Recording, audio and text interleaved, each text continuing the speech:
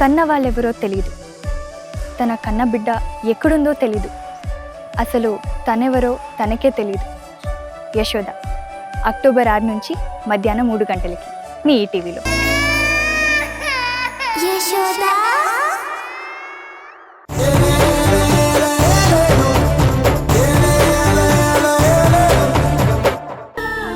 నువ్వు ఈ అగ్రిమెంట్లో ఓడిపోతేనే జీవితంలో గెలుస్తావు. బాగా చెప్పావురా.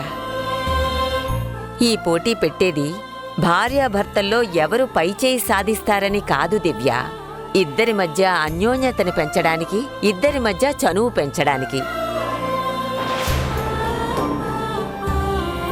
మా సార్ గెలిస్తే ఉంగరాన్ని వాళ్ళ అమ్మమ్మకు తొడుగుతారు అనుకున్నాం.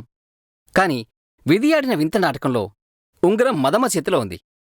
ఇప్పుడు మదమ్మ ఉంగరాన్ని ఎవరికి తొడుగుతారు?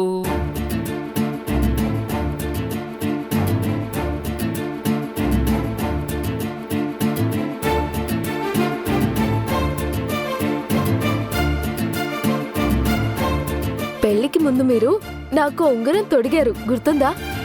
అదే ఉంగరం. అప్పుడు మీరు తొడిగారు కాబట్టి ఈ ఉంగరాన్ని నేనిప్పుడు మీకు తొడుగుతాను.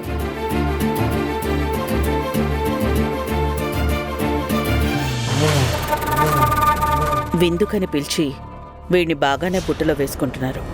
ఏదో ఒకటి చేసి వీళ్ల మధ్య చిగురుస్తున్న ప్రేమనంతటినీ చిదిమేయాలి. వీళ్ళిద్దరి మధ్య దూరం అనే పదం ఉండాలి కానీ దగ్గర అనే పదం వినిపించకూడదు. సార్, మీ అదృష్టం ఎక్కడా మిమ్మల్ని వదిలిపెట్టట్లేదు. కింద పడ్డ పైచేయి మీదే అన్నట్టు కింద పడ్డారు. ఇప్పుడు చేయలేపండి, పైచేయి మీదే అవుతుంది.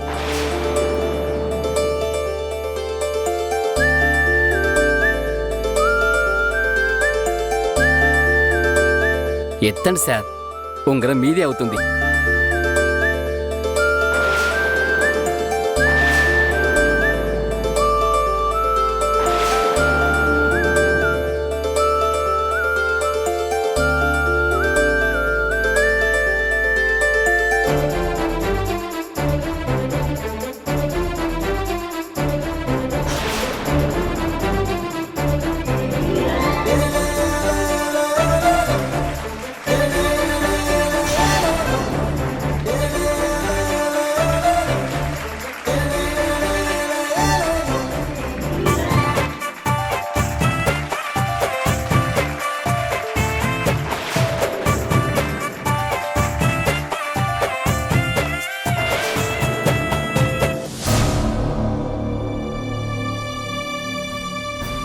నీ కొడుకులో చాలా మార్పు కనిపిస్తుంది దేవకి. బిందెలో ఉంగరం వేసినంత ఈజీగా వీణ్ణి బుట్టలో వేసుకున్నారు.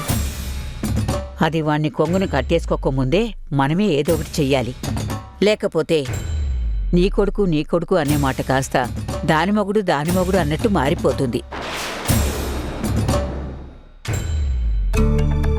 అత్తయ్య, తీసుకోండి. ఇప్పుడు ఇవన్నీ ఎందుకమ్మా? మీరు భోజనం కూడా చేయలేదు, కనీసం కాఫీ కూడా తాగకపోతే ఎలా అత్తయ్య? తాగండి,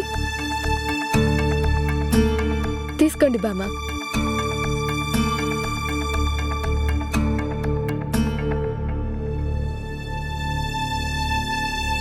బాగా చలాకీగా సంతోషంగా ఉన్నట్టున్నావే.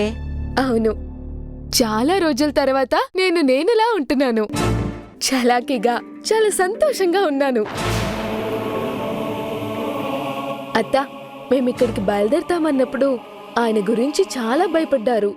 ఆయన పూటకో రకంగా ఉంటారని, ఆయన మూడ్ ఎప్పుడు ఎలా ఉంటుందో ఎవరికీ తెలీదు అని, ఎప్పుడు ఎలా మాట్లాడతారో, ఎవరితో ఎలా మాట్లాడతారో, ఎవరిని హర్ట్ చేస్తారో, ఎవరి వల్ల హర్ట్ అవుతారో తెలీదు అని, ఆయన వల్ల మా వాళ్ళు బాధపడతారేమో అని భయపడి మేం మా ఇంటికి రావడాన్ని వాయిదా వేసుకోమని చెప్పారు.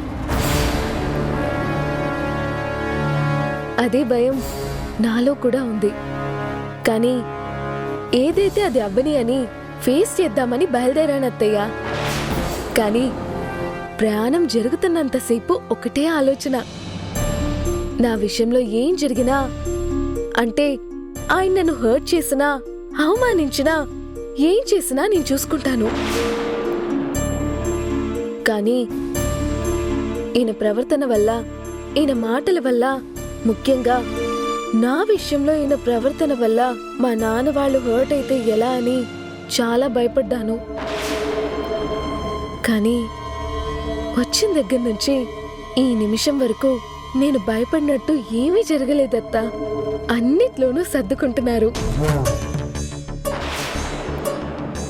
ఏమడిగినా ముందు వద్దని వాదిస్తున్నారు, మళ్ళీ ఆయనే ఒప్పుకుంటున్నారు. ఒక రకంగా చెప్పాలంటే ఆయనలో ఒక కొత్త నందుని చూస్తున్నానత్తా. చాలా హ్యాపీగా ఉంది నాకు. ఆయన ఇంత సపోర్టివ్ గా ఉంటారని అస్సలు ఊహించలేదత్తా. దీనంతటికీ కారణం మీరే అయి ఉంటారు. మా ప్రయాణాన్ని వాయిదా వేసుకోకపోయేసరికి ఇక్కడ ఎలా ఉంటారో, ఎలా నడుచుకోవాలో ఆయనకి మీరే చెప్పుంటారు. మీ మాట కోసం ఆలోచించారో, మా అమ్మా నాన్నల్ని ఇబ్బంది పెట్టడం ఎందుకని ఆలోచించారో తెలీదు కానీ ఆలోచించారు. అసలు ఆలోచనే చేయని మనిషి ఇంత బాగా ఆలోచించారు అంటే అంతా మీ చలివే అత్తా. చాలా హ్యాపీగా ఉందత్తా. వాణ్ణిలా చూస్తుంటే నాకు కూడా చాలా హ్యాపీగా ఉందమ్మా. కీడెంచి మేలించమన్నారు కదమ్మా, అందుకే నాకు అంత భయం ఉన్నా కూడా ఆ భయాన్ని దాటి ఒకటి జరుగుతుంది అంటే ఏం జరుగుతుందో, ఎలా జరుగుతుందో అని నేను కూడా ఆలోచిస్తాను కదా మధు. అలా ఆలోచించే వాడికి చెప్పాల్సిన జాగ్రత్తలు వాడికి చెప్పాను. ఒక తల్లిగా అది నా బాధ్యత కదమ్మా. నా కోసమో, నీ కోసమో, లేదంటే మీ అమ్మా నాన్నల కోసమో వాడిలా మారాడు. సంతోషంగా ఉందమ్మా. ఏ దిష్టి కళ్ళు మీ మీద పడకుండా మీరిలాగే సంతోషంగా ఉండాలమ్మా. అంతకన్నా ఈ తల్లి ఏం కోరుకోదు. వాడు మారితే చాలనుకున్నాను, మారాడు. ఇది చాలమ్మా. మారడానికైతే మారాడత్తా. కానీ ఇవన్నీ ఆయన ఫీల్ అయి చేస్తున్నారా, లేదంటే పెద్దవాళ్ళని ఇబ్బంది పెట్టడం ఇష్టం లేక చేస్తున్నారా అని తెలియడం లేదు. అలా అని ఇవన్నీ బలవంతంగా చేస్తున్నట్టు కూడా అనిపించట్లేదు. మనస్ఫూర్తిగా చేస్తున్నట్టు అనిపిస్తుంది.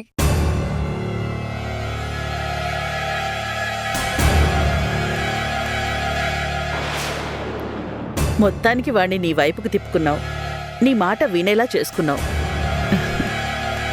ఏ భార్యకైనా ఉండాల్సిన మొదటి లక్షణం ఇదే మధు.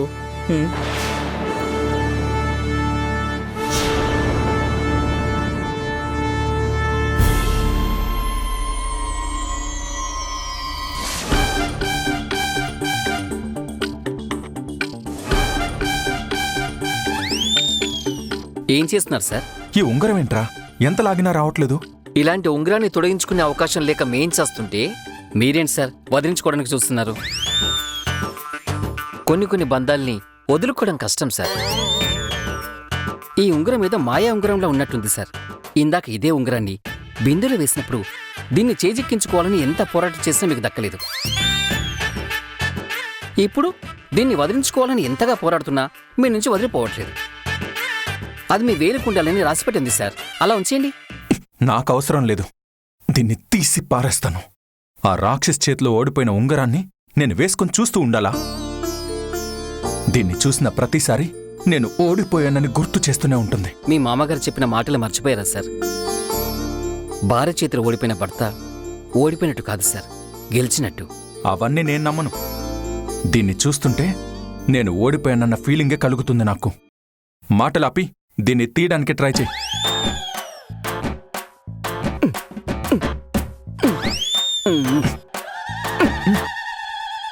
కష్టం సార్, బాగా తగులుకుంది. ఇది తీయాలంటే ఒకటే మార్గం. ఏంట్రా అది? ఈ వేలు తీసేయాల్సిందే.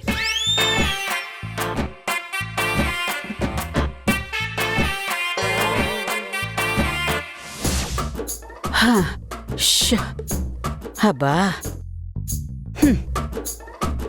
అమ్మా. ఇదిగో అబ్బాయి, ఇలారా. చెప్పండమ్మా. ఇంత ఒక్కపోతలో ఎలా బతుకుతున్నారయ్యా? ఆ ఫ్యాన్స్ చెయ్యి, ఒక్కపోతలో ఊపిరిపోయేలా ఉంది. అలాగేనమ్మా.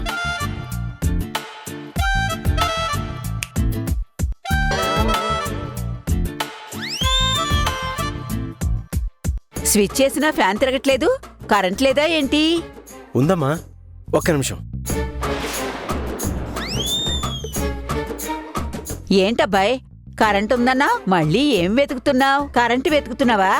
అది కాదమ్మా, ఒక్క నిమిషం. కర్ర కోసం వెతుకుతున్నాను. కర్రా? కొంప తీసి గొడవ చేయాలన్న నా ఆలోచన తెలిసిపోయిందా ఏంటి? నన్ను కొట్టడానికి కర్ర వెతుకుతున్నాడా? ఆ? కర్ర దేనికి?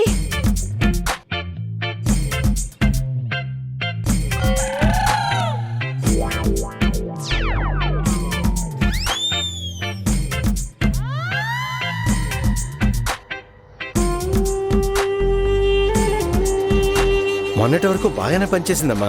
నిన్నటి నుంచే మొండికేస్తుంది. ఇక ఆగదలేమ్మా, తిరుగుతుంది. ఇదేం ఫ్యాన్ అబ్బాయ్, గాలి కంటే సౌండే ఎక్కువ వస్తుంది. ఇప్పటి వరకు గాలి ఆడకపోతే పోతానేమో అనుకున్నాను, ఇప్పుడైతే ఈ సౌండ్తోనే పోయేటట్టున్నాను. అయినా నువ్వేంటబ్బాయ్, కొంచెం కూడా ఇంగిత జ్ఞానం లేకుండా ఎలా బతుకుతున్నావేంటి? ఏమైందమ్మా ఇప్పుడు? ఫ్యాన్ తిరుగుతుంది కదా. నా బొంద తిరుగుతుంది. దీన్ని తిరగడం అంటారా, మొరగడం అంటారు. వీధిలో కుక్క పిల్లలు ఏడుస్తున్నట్టు కీస్ కీసు అనే ఆ సౌండ్ ఏంటి? అల్లుణ్ణి కూతుర్ని ఇంటికి తీసుకురావాలని ఓ తైతక్కలాడావు. వాడు రాలేనంత బిజీగా ఉన్నా సరే ఇంటికి 4 సార్లు, ఆఫీస్కి 4 సార్లు తిరిగి తిరిగి రాలేని వాణ్ణి కూడా ఇంటికి తీసుకొచ్చావు. వాడక్కడ ఎలా ఉంటాడో నీకు తెలీదా? కనీసం మంచి ఫ్యాన్ అయినా బిగించలేకపోయావు. ఏసీ పెట్టలేకపోయినా పర్లేదు, కనీసం కూలర్ అయినా తీసుకొచ్చి పెట్టుకోవచ్చుగా. వాడు ఏసీలో తప్ప ఉక్కపోతలో ఉండలేడని మీకు తెలీదా? ఏసీలో పుట్టాడు, ఏసీలో పెరిగాడు, ఏసీలోనే చదువుకున్నాడు. ఇప్పుడు ఏసీలోనే పనిచేస్తున్నాడు. అలాంటోడిని తీసుకొచ్చి ఈ గదిలో పెట్టావా? బయటికి లోపలికి రాదు, లోపలికి బయటికి వెళ్ళదు. ఈ మాత్రం దానికి వాణ్ణి అక్కడి నుంచి ఇక్కడి వరకు తీసుకొచ్చావు. అడుగుతుంటే అలా ఉల్కు పలుకు లేకుండా ఉండిపోయావేంటయ్యా? చెప్పు. ఏం మాట్లాడుతున్నారు మీరు?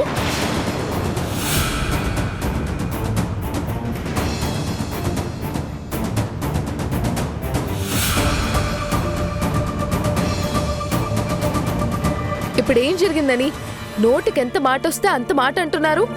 నువ్వేంటి నాకు చెప్తున్నావు? నీ వయసంతా, నా వయసంతా ఇదేనా నీకు నేర్పించింది మీ అమ్మా నాన్న? మీరు మీ వయసుకు తగ్గట్టు మాట్లాడుతున్నారా? అసలు మా నాన్న ఎందుకు అంటున్నారు? అమ్మా మధు, నువ్వు ఆగమ్మా. మీరు సైలెంట్ గా ఉండండి నాన్న.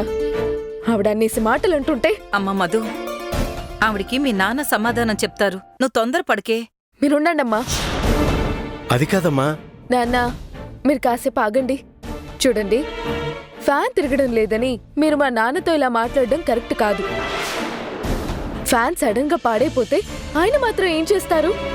ఆయన చెప్తున్నారు కదా, అది పట్టించుకోకుండా మీ నోటుకొచ్చినట్టు మీరు మాట్లాడుతున్నారు. నేను ఫ్యాన్ గురించే కదా మాట్లాడాను. నేనేదో తప్పుగా మాట్లాడినట్టు, తప్పుడు మనిషి అన్నట్టు కుటుంబం అంతా కలిసి నా మీదకొస్తున్నారు. అది చాలదన్నట్టు ఇరుగు పొరుగు వాళ్ళని కూడా తీసుకొచ్చారు.